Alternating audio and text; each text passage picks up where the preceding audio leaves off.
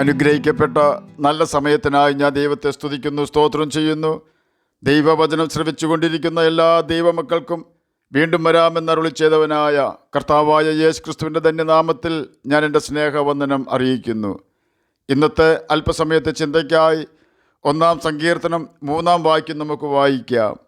അവൻ ആറ്റരികത്ത് നട്ടിരിക്കുന്നതും തക്കകാലത്ത് ഫലം കായ്ക്കുന്നതും ഇലവാടാത്തതുമായ വൃക്ഷം പോലെ ഇരിക്കും. അവൻ ചെയ്യുന്നതൊക്കെയും സാധിക്കും. അനുഗ്രഹിക്കപ്പെട്ട ഒരു വേദവാക്യമാണ് നാം കേട്ടത്.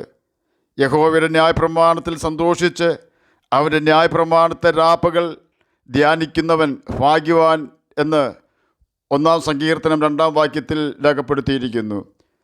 ദുഷ്ടന്മാരുടെ ആലോചന പ്രകാരം നടക്കുകയോ പാപികളുടെ വഴിയിൽ നിൽക്കുകയോ പരിഹാസികളുടെ ഇരിപ്പിടത്തിൽ ഇരിക്കുകയോ ചെയ്യുന്ന ഒരാൾക്ക് യഹോവയുടെ ന്യായപ്രമാണത്തിൽ സന്തോഷിക്കുവാനോ അവൻ്റെ ന്യായപ്രമാണത്തെ രാപ്പകൽ ധ്യാനിക്കുവാനോ കഴിയുകയില്ല.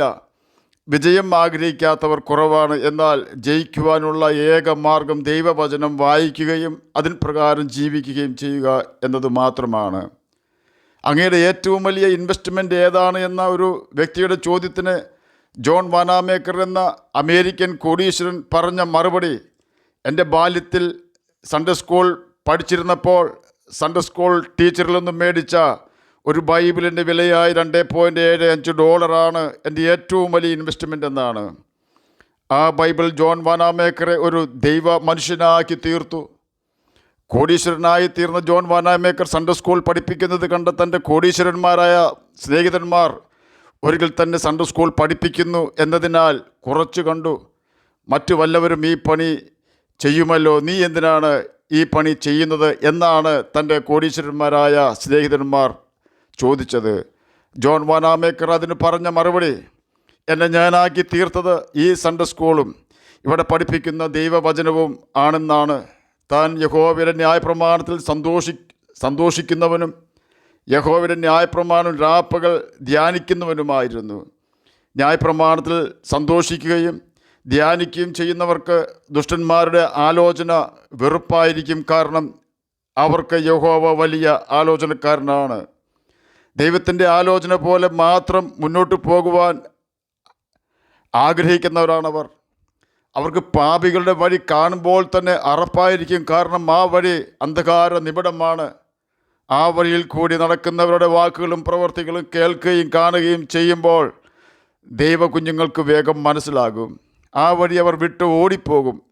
അവർക്ക് പരിഹാസികളുടെ ഇരിപ്പിടത്തിൽ ഇരിക്കുവാൻ കഴിയുകയില്ല. കാരണം അവർ ദൈവസന്നിധിയിൽ ഇരിക്കുമ്പോൾ ഉണ്ടാകുന്ന സമാധാനം അനുഭവിച്ചിട്ടുള്ളവരാണ്. ആറ്റരികത്ത് നട്ടിരിക്കുന്ന വൃക്ഷം പോലെ അവർക്ക് ജീവജലം ധാരാളം ലഭിക്കുന്നത് മൂലം വെള്ളം നിൽക്കാത്ത പൊട്ട മരവിയെ അല്ല അവർ ആശ്രയിക്കുന്നത്, പിന്നെയോ ജീവൻ്റെ ഉറവയായ ക്രിസ്തുവിനെയാണ്. ക്രിസ്തുവാണ് അവരുടെ ആശ്രയം. ആറ്റരികത്ത് നട്ടിട്ടുള്ള വൃക്ഷത്തിന് പ്രതികൂലങ്ങളുണ്ടാകും. കാറ്റ് വീശുമ്പോൾ കാട്ടിലെ വൃക്ഷങ്ങൾക്കുള്ള സംരക്ഷണം അതിനുണ്ടാവുകയില്ല. എന്നാൽ ചെറിയ തൈവൃക്ഷമായിരിക്കുമ്പോൾ തന്നെ 4 ഭാഗത്തു നിന്നും വരുന്ന കാറ്റുകൾ കൊണ്ട് അത് നിവർന്നു നിൽക്കുവാൻ പഠിച്ചിരിക്കും. അതിനെ ദൈവം പഠിപ്പിക്കും. ഓരോ കാറ്റും അതിന്മേലടിക്കുമ്പോൾ ദൈവഭയമുള്ള വ്യക്തിയാകയാൽ വളഞ്ഞു കൊടുക്കുമ്പോൾ താഴ്ന്നു കൊടുക്കുന്നതിനാൽ പ്രതികൂല കാറ്റിന് അതിനെ നശിപ്പിക്കുവാൻ കഴിയുകയില്ല. തന്നെയുമല്ല, 1 സങ്കീർത്തനം 6 വാക്യത്തിൽ NIV ഇംഗ്ലീഷ് വേർഷനിൽ പറഞ്ഞിരിക്കുന്നത് പോലെ അവൻ്റെ പാതയിൽ ദൈവം സംരക്ഷണം ഒരുക്കിയിരിക്കുന്നു. God watches over the way of righteous എന്നാണ് 1 സങ്കീർത്തനം 6 വാക്യം ഇംഗ്ലീഷ് NIV വേർഷനിൽ രേഖപ്പെടുത്തിയിരിക്കുന്നത്. എന്നെ കേൾക്കുന്ന ദൈവമകനെ, ദൈവമകളെ, യഹോവയുടെ ന്യായപ്രമാണത്തിൽ നമുക്ക് സന്തോഷിക്കാം. യഹോവയുടെ ന്യായപ്രമാണം ധ്യാനിക്കുന്നവരായി ജീവിക്കാം. കാരണം അത് നമ്മുടെ വീണ്ടെടുപ്പുകാരനായ കർത്താവിലേക്ക് നമ്മെ അടുപ്പിക്കും.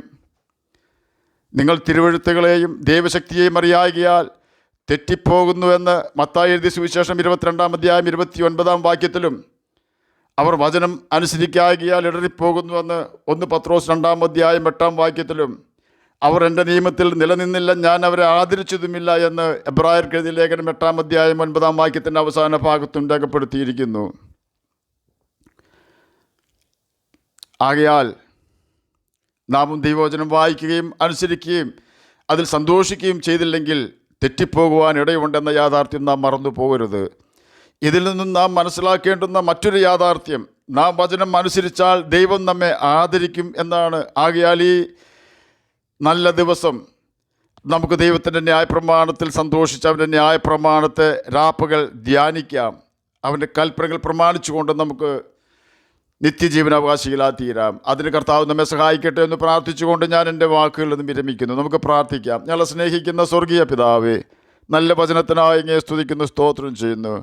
അങ്ങയുടെ കൽപ്പനകൾ പ്രമാണിച്ച് ജ്യോതിഷികളെപ്പോലെ ഈ ഭൂമിയിൽ തിളങ്ങുവാനും മരണശേഷം നിത്യജീവനാവകാശികളായി തീരുവാനും മടിയനെ കേൾക്കുന്ന അങ്ങയുടെ മക്കളെ സഹായിക്കണമേ. രോഗത്താൽ ഭാരപ്പെടുന്നവർക്ക് രോഗസൗഖ്യം കൊടുക്കണമേ. പഠിക്കുന്ന കുഞ്ഞുങ്ങൾക്ക് പഠിക്കുവാനുള്ള ബുദ്ധിയും ജ്ഞാനവും ഓർമ്മശക്തിയും കൊടുക്കണമേ. പ്രാർത്ഥന കേട്ടതിനായി സ്തോത്രം, യേശുവിൻ്റെ നാമത്തിൽ തന്നെ ആമേൻ. കർത്താവ് എല്ലാവരെയും അനുഗ്രഹിക്കട്ടെ. സ്തോത്രം.